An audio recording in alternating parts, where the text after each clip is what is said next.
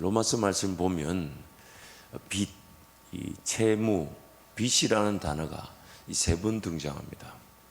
세 가지 종류의 빚이 이렇게 언급되고 있는데요. 첫 번째는 로마서 1장 14절에 보면 우리는 복음에게 빚을 졌다 이렇게 표현합니다. 로마서 1장 14절 말씀 함께 선포하겠습니다. 헬라인이나 야만인이나 지혜 있는 자나 어리석은 자에게 다 내가 빚진 자라. 우리에게 전해진 그 복음이 오히려 그 복음의 빚을 만들었다 또 이렇게 표현하고요. 또한 로마서 8장 12절 13절에 보면 우리는 성령으로 살아야만 하는 이 채무를 가지고 있다. 성령에게 빚이 졌다 이렇게 표현합니다. 로마서 8장 12절 13절 함께 선포하겠습니다. 그러므로 형제들아 우리가 빚진 자로되 육신에게 져서 육신대로 살 것이 아니라 너희가 육신대로 살면 반드시 죽을 것이로되 영으로서의 몸의 행실을 죽이면 살리니 무릇 하나님의 영으로 인도함을 받는 사람은 곧 하나님의 아들이라. 세 번째 로마서에서 등장하는 빚은 사랑에게 우리가 빚을 졌다라고 말합니다. 오늘 본문 13장 8절 함께 선포하겠습니다. 피차 사랑의 빚 외에는 아무에게든지 아무 빚도 지지 말라. 남을 사랑하는 자는 율법을 다 이루었느니라. 아멘. 구원 얻은 자들에게 주신 하나님의 은혜는 이 값없이 그저 주신 것입니다. 값없이 그저 주신 것이죠. 값없이 주어질 수밖에 없지만 구원의 은혜는 값이 없지 않습니다. 엄청난 비용이 지불되어 치러졌습니다. 바로 예수 그리스도, 하나님께서 사람의 몸을 입고 오셔서 온 인류의 죄값을 지불하시고 죽어주셨습니다. 값없이 주어질 수밖에 없었던 것은 우리가 그 값을 지불할 능력이 없었기 때문이었으나, 그러나 값없이 주어진 구원의 은혜는 값이 없지 않습니다. 엄청난 비용이 지불되었고 치러졌습니다. 값없이 그저 주어졌지만 구원은 반드시 치러진 비용의 가치만큼 열매를 맺게 되어 있습니다. 무엇이든지 우리에게 그 가치, 내가 뭔가 비용을 지불하고 구입했다 하면 우리는 그 비용을 지불하고 구입한 것에 그 가치를 기대하게 되어 있습니다. 내가 이것을 왜 샀습니까? 이것을 왜 구입했습니까? 왜 그 비용을 치렀습니까? 그 가치가 필요하기 때문이죠. 우리에게 구원은 값없이 주어질 수밖에 없었습니다. 값을 아무도 치를 수가 없기 때문이었죠. 죽을 수가 없기 때문이었죠. 그러나 값없이 주어진 그 구원은 엄청난 비용이 지불된 가치를 가지고 있고, 그 가치는 우리에게 주어진 그 상태에서 반드시 드러날 수밖에 없는 것이죠. 구원의 열매로서 구원 얻은 이들이 성령의 인도하심에 따라 거룩한 삶을 살게 되어 자신들에게 전해진 복음을 전할 수밖에 없게 되며 이웃과 나라를 또 세계를 사랑하는 자들로 살아가게 됩니다. 그래서 빚진 자들이라고 표현하고 있습니다. 우리에게 주어진 그 구원의 능력이 나 한 사람 구원받은 것으로 끝나지 않고 구원받은 그 사람 반드시 그 사랑을 실천하게 되어 있는데, 드러날 그 사랑은 우리가 반드시 실천되어질 것이기 때문에 열매라고 하면서 또한 빚이라고 표현을 하는 겁니다. 당연히 드러나게 될 결과이며 성령의 전적 역사로 나타날 구원의 열매이지만, 구원 이후 여전히 죄성의 지배를 받고 있는 이들의 형편과 수준에 따라 표현한 것이 너희들은 그 사랑을 받았으니 그 사랑을 최소한 갚아야 한다 라고 말하는 거죠. 예를 들면 이런 겁니다. 사랑을 했는데 사랑할 줄 몰라요. 그래서 기다리고 기다리는데 끝까지 사랑할 마음이 없어요. 그럼 과연 그가 받은 사랑은 사랑이 안 되니까 사랑을 준 쪽에서 이렇게 말합니다. 야, 최소한 너 이 사랑 받았으면 갚아야 되지 않니? 라고 말하는 거예요. 참 안타까운 거죠. 하나님께서 우리를 지으셨는데, 사랑하기 위해 지으셨는데 사랑할 줄 몰라요. 그래서 하나님이 기다리다가 사랑할 줄 모르는 저와 여러분이 한마디 하십니다. 11조라도 좀 해야 되지 않겠니? 주일 성수라도 좀 해야 되지 않겠니? 그걸 어떻게 율법이라 말하냐 이 말이에요. 오늘 우리가 온전한 사랑을 받았다면 최소한의 고백을 할 줄 모르니까, 그러나 하나님은 일하셨고 그 일하신 것에 대한 영광을 받으셔야 되는데 그 사랑을 받은 저와 여러분이 그것을 고백할 줄 몰라요. 그리고 고백할 줄 모른 채 내버려 두면 과연 어떤 고백으로 하나님을 하나님답게 인정할 줄 알까요? 그러니 율법적인 형태의 지적과 또한 방향이 설정이 되는 겁니다. 그래서 구약에 나오는 그 율법, 주일 성수나 11조를 대표한다고 합시다. 그런 것들이 율법이라고 치부되어져서 버려질 것만이 아니라는 거예요. 그래서 초등교사의 역할을 한다 하지 않습니까? 어린아이들에게 가르칠 때 마땅하고 지극한 것인데 그 아이들이 반응할 줄 모르니까 어떻게 가르쳐 줘야 되냐? 일단 너 이렇게 한번 해봐. 너 이렇게 한번 해봐. 너 이렇게 한번 해봐. 그 어린아이들에게 그냥 이해시켜서 뭔가 그들을 가르친다기보다는 그냥 한번 해봐. 그리고 나도 해보니까 좋더라. 지금 그 율법적 지적과 그 규명과 또한 그 방향 제시가 하나님의 사랑을 사랑답게 고백할 줄 모르는 죄인들에게는 꼭 필요한 것이라는 겁니다. 그래서 우리가 좀 더 살펴보겠지만은 사랑은 율법의 끝이다 라고 말하지 않고 완성이라고 얘기하죠. 율법이 필요하더라는 겁니다.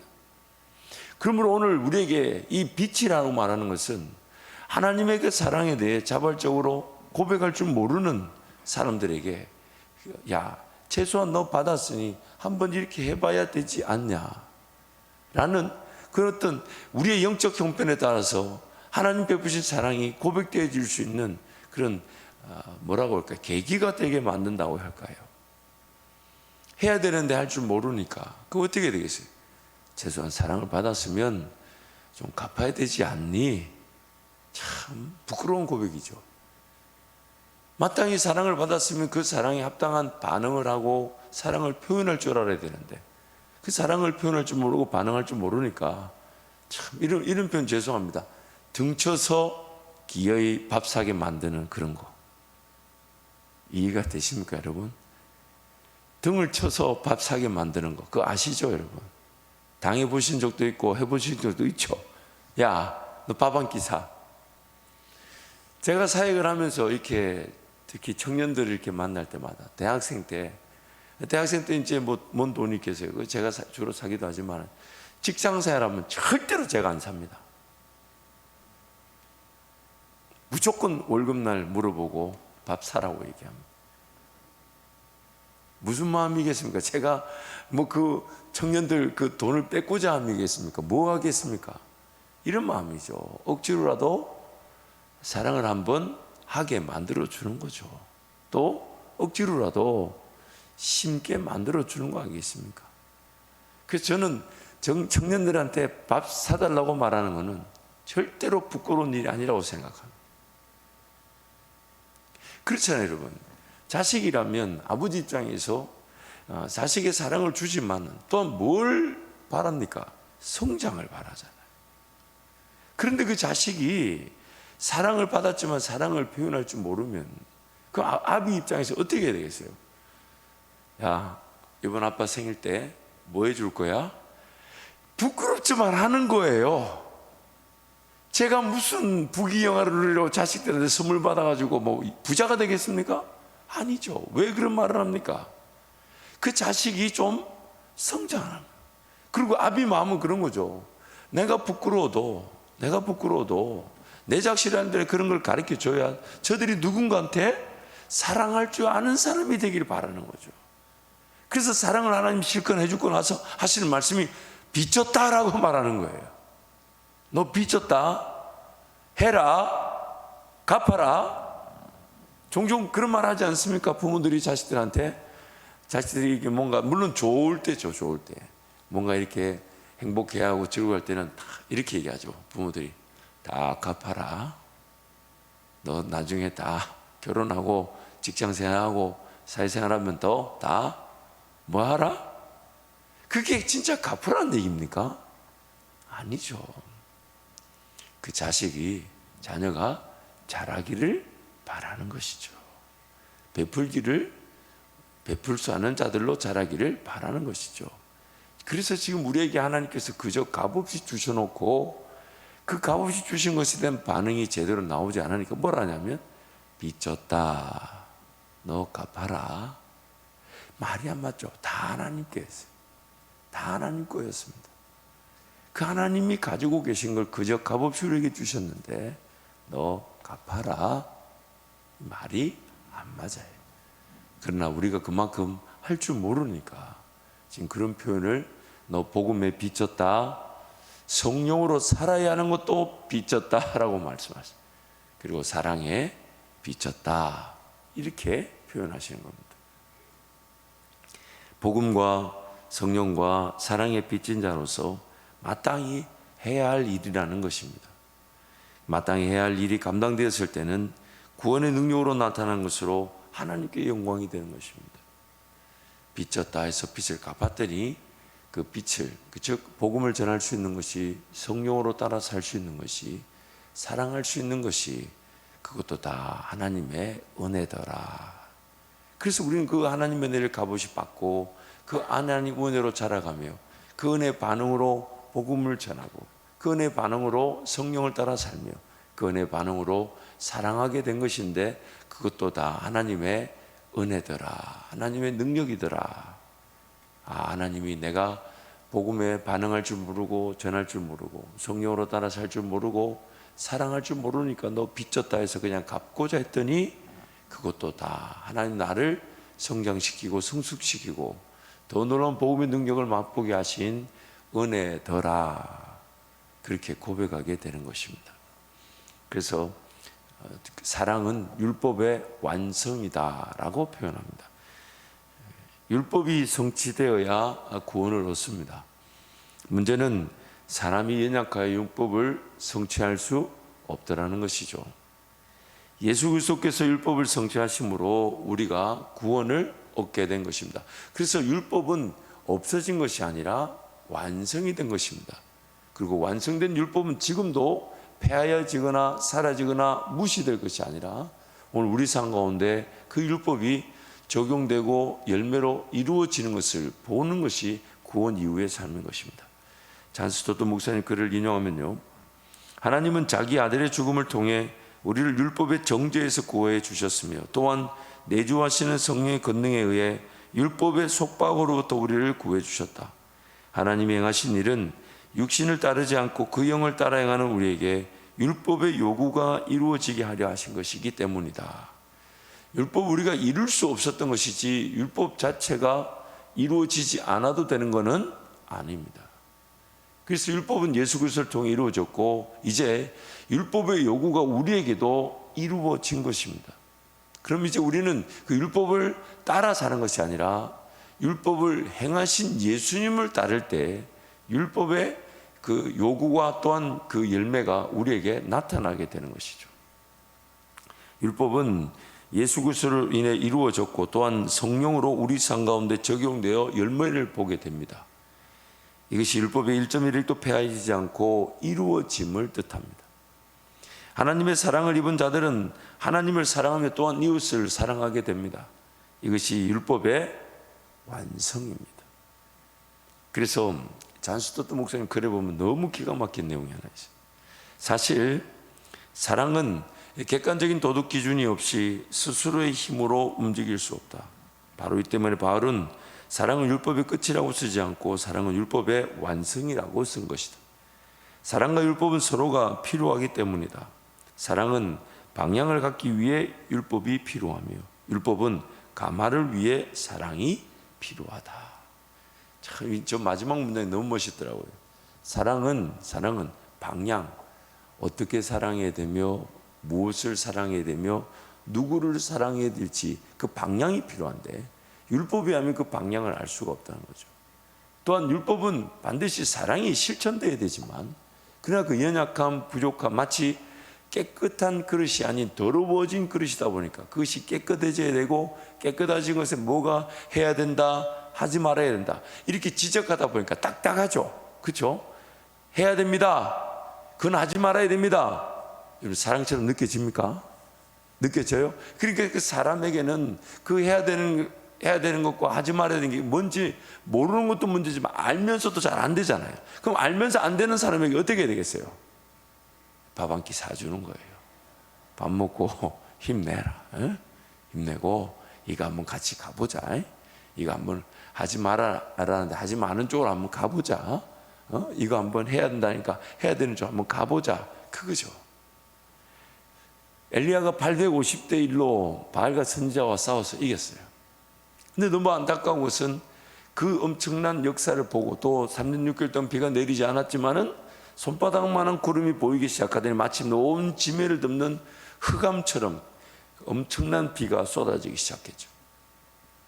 그렇게 이겨놓고는 이 엘리야가 탈진합니다. 로뎀나무 그늘 아래 가가지고 죽기를 사모합니다. 그래서 하나님이 그 엘리야를 독려하시잖아요. 우리 같았으면 이렇게 말했어. 너 이 뭐 하는 짓이야? 너 방금 전에 뭐 하고 왔어? 850대 1로 싸워 이겨놓고 너 지금 이게 지금 맞니? 이게 지금 맞니? 참, 여러분, 사람은요 절대로 앞뒤가 안 맞습니다. 저와 여러분요 앞뒤가 안 맞아요. 앞뒤 맞는 사람 아무도 없어요.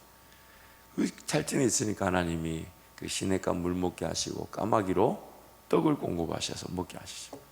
그리고 힘을 얻게 하신 다음에 어떻게 끌고 가시냐면 40일 40주야를 걸어서 호렙산에 이르게 하시고 거기서 불 가운데 계시지 않고 지진 가운데 계시지 않고 바람 가운데 계시지 않고 세미한 음성으로 그를 만나 주십니다.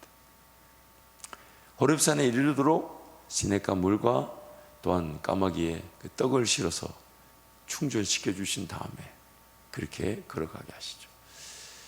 중독센터, 즉 이런 뭐 마약이나 잘못된 게임이나 오락 이런데 중독된 사람들의 대부분의 문제가 이 영양실조라는 거 여러분 아십니까? 왜냐하면 안 챙겨 먹어요.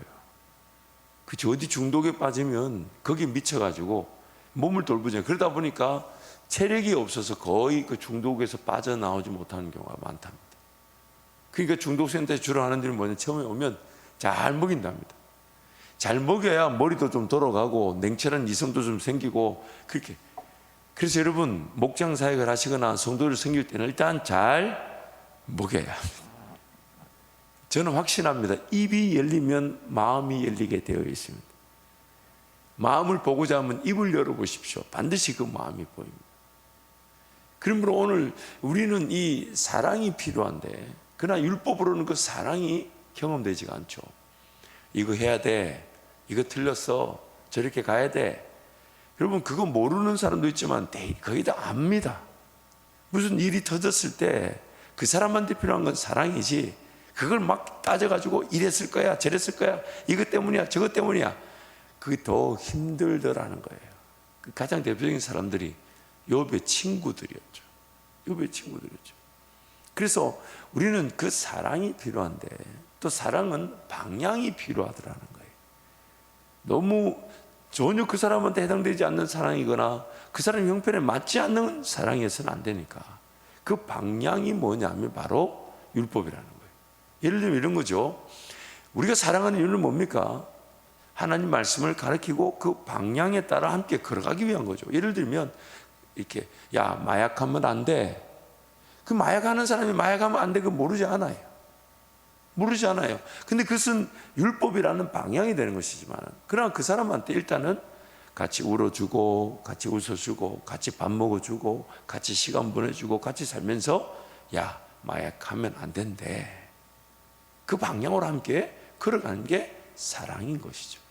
그래서 사랑은 율법의 완성이라 해서, 사랑하기 위해서도 율법이 필요하지만 율법은 반드시 사랑이 없이는 그 역할이 되지 않는다라고 성경이 말하는 것입니다.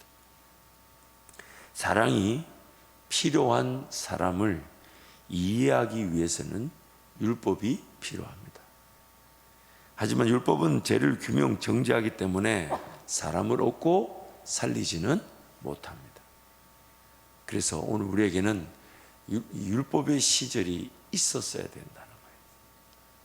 그리고 그 유대인들에게 율법이 먼저 주어졌지만, 그런 안타까운 것은 율법을 자기 힘으로 지키고 이루려다 보니까 사랑을 맛보지 못한 채 해야만 하는 일에 허덕거리기만 하더라는 겁니다. 쓰러지기만 하고 걸려 넘어지기만 하더라는 것입니다.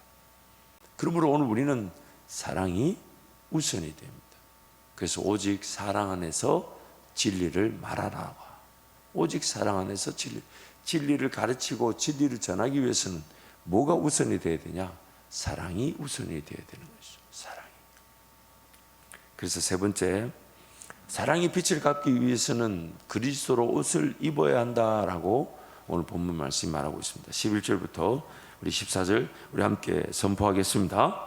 또한 너희가 이 시기를 알거니와 자다가 깰 때가 벌써 되었으니 이는 이제 우리의 구원이 처음 믿을 때보다 가까웠음이라. 밤이 깊고 낮이 가까웠으니 그러므로 우리가 어둠의 일을 벗고 빛의 갑옷을 입자. 낮에와 같이 단정히 행하고 방탕하거나 술 취하지 말며 음란하거나 호색하지 말며 다투거나 시기하지 말고 오직 주 예수 그리스도로 옷 입고 정욕을 위하여 육신의 일을 도모하지 말라.